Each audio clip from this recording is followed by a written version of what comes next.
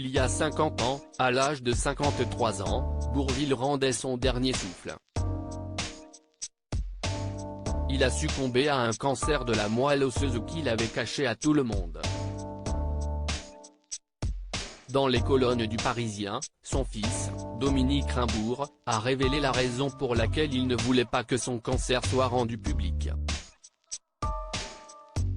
Il avait peur que les assurances ne l'empêchent de jouer. Il a d'ailleurs tourné ses derniers films avec des producteurs qui ont accepté de ne pas être couverts par les assurances. Mon père aimait jouer. Et tant qu'il tournait, il avait l'impression qu'il pourrait échapper à la mort, a-t-il ainsi confié.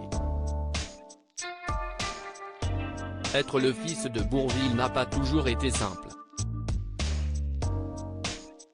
Le comédien était peu présent parce qu'il travaillait beaucoup. C'était un bourreau de travail. Quand j'étais tout petit, il tournait souvent des films pendant la journée et le soir, il était sur scène pour jouer La Route fleurie, qu'il a interprété 1300 fois entre 1951 et 1956. Mais il était présent à la maison quand même, il prenait des vacances avec nous, on allait chaque été dans notre maison de campagne des Yvelines et chez ses parents à Bourvil, s'est encore souvenu son fils.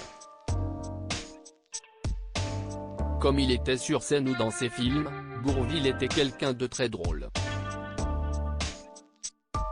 Dominique Rimbourg a le souvenir de rire beaucoup avec lui à la maison. Il aimait rire et était d'un naturel extrêmement gai. Un rien l'amusait, il avait la particularité de voir le comique derrière le tragique et, inversement, le tragique derrière le comique. Il avait une sensibilité très particulière. Une exposition pour rendre hommage au talent de Bourvil à l'occasion des 50 ans de sa mort, le fils de Bourvil a décidé de lui rendre un nouvel hommage en installant, à Lille, une exposition de photos et d'objets de tournage.